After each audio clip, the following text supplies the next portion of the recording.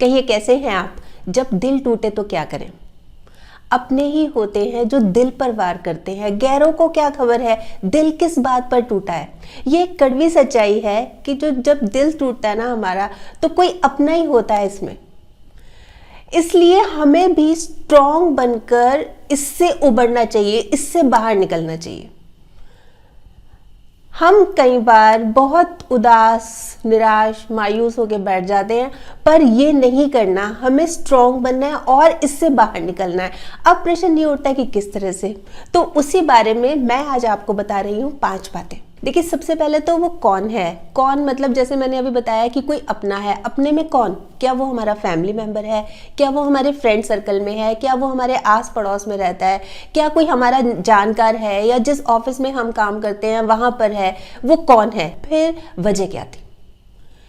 वजह क्या उसने चीट किया हमारे साथ? क्या उसने हमें धोखा दिया? क्या उसने कोई हमारी बुराई की? क्या उसने हमारा कोई मजाक उड़ाया? या हमारी जो एक्सपेक्टेशंस थी उस पर वो खरा नहीं उतरा?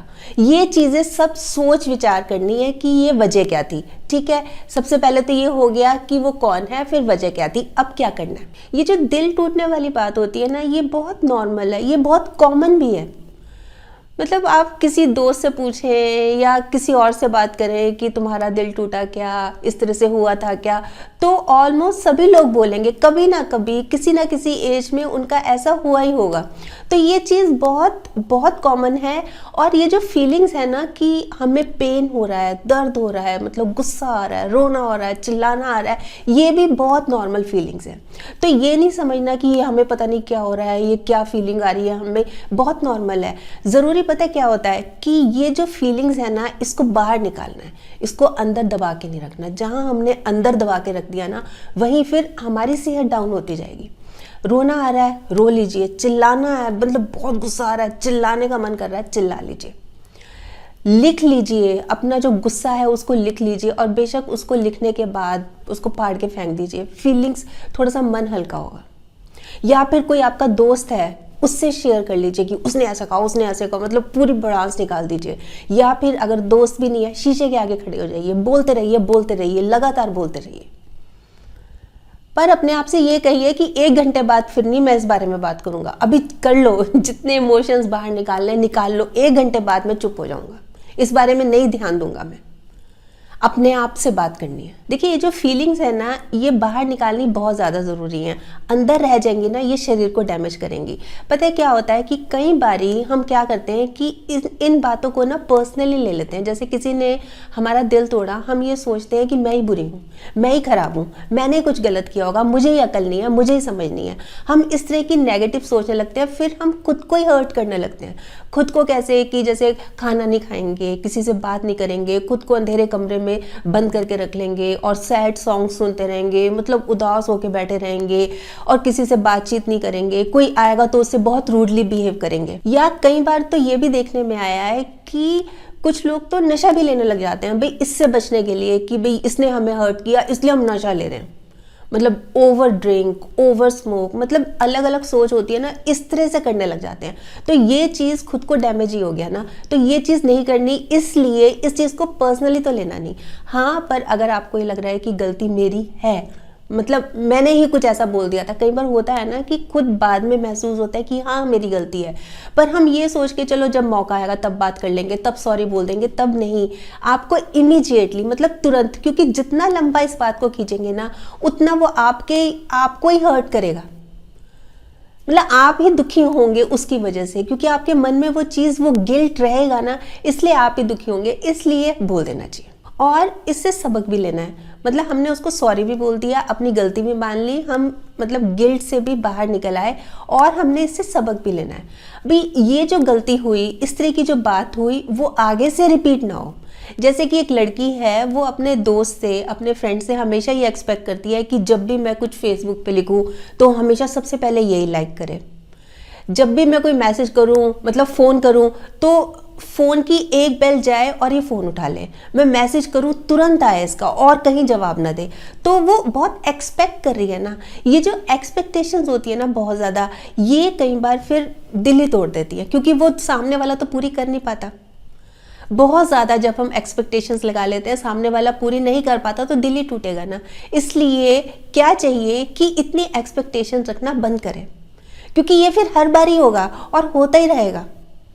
खुद को यही सबक मिला कि चलो हाँ भाई, मैं एक्सपेक्टेशंस अब बहुत ज़्यादा नहीं रखूँगी, क्योंकि इसमें कहीं ना कहीं मेरी गलती है। या एक आदमी है, वो बहुत झूठ बोलता है, उसकी वाइफ उसकी वजह से बहुत परेशान रहती है और वो बार बार घर छोड़ के चली जाती है।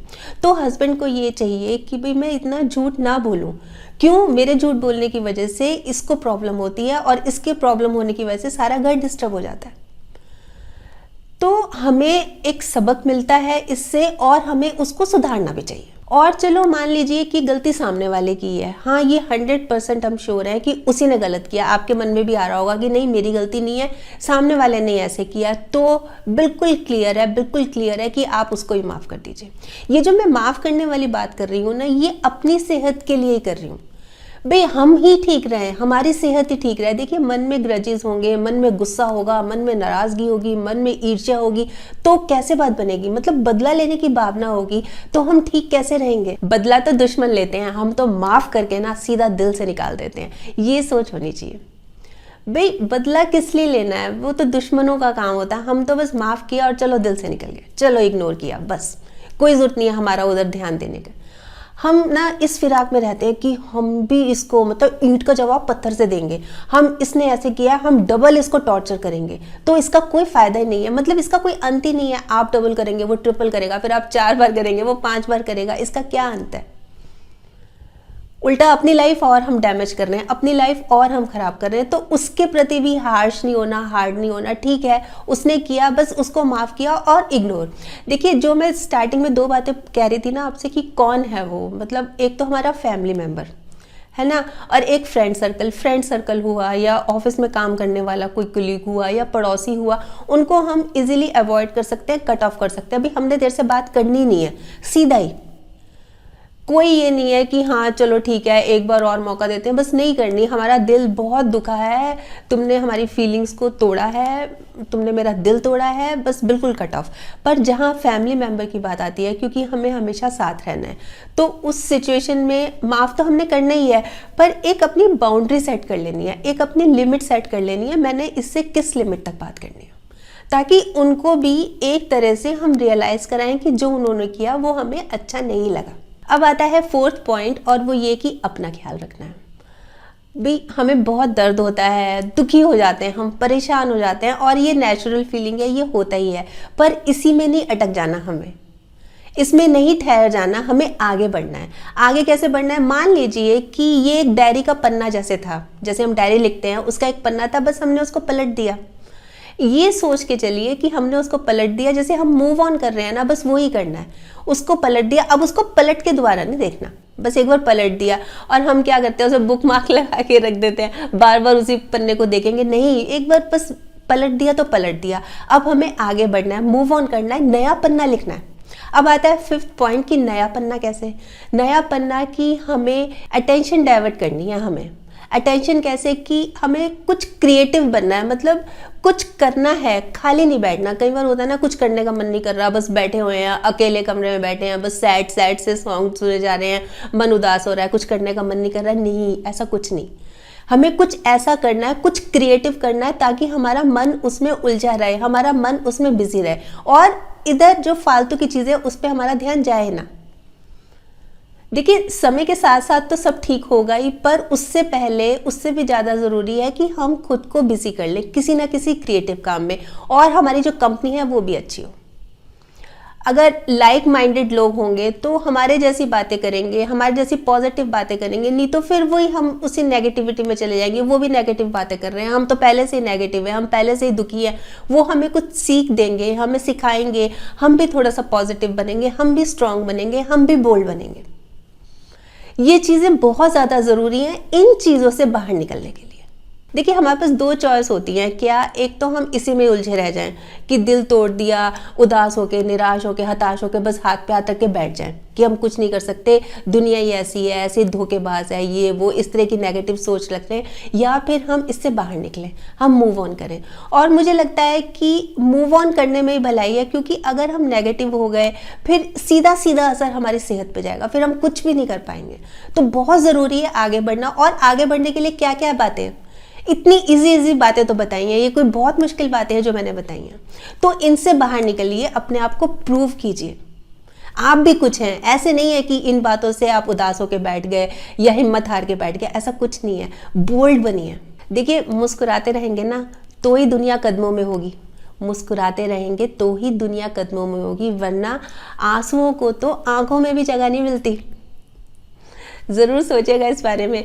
वैसे आपके क्या विचार हैं इस बारे में, वो भी ज़रूर बताइएगा नीचे जो कमेंट बॉक्स है इसमें। और हाँ, अगर आपने मेरा ये चैनल अभी तक सब्सक्राइब नहीं किया तो प्लीज़ कर लीजिएगा, और इसमें जो बेल आइकॉन है इसको दबा दीजिएगा, ताकि जब भी जैसे ही मैं कोई वीडियो अपलोड करती हूँ आपके पास नोटिफिकेशन या मैसेज आ जाए। और अगर आपको ये वीडियो अच्छी लगी, आपको लग रहा है कि हाँ किसी और के काम भी आ सकती है, तो प्लीज़ आप इसको शेयर भी ज़रूर कर लीजिएगा। ठीक।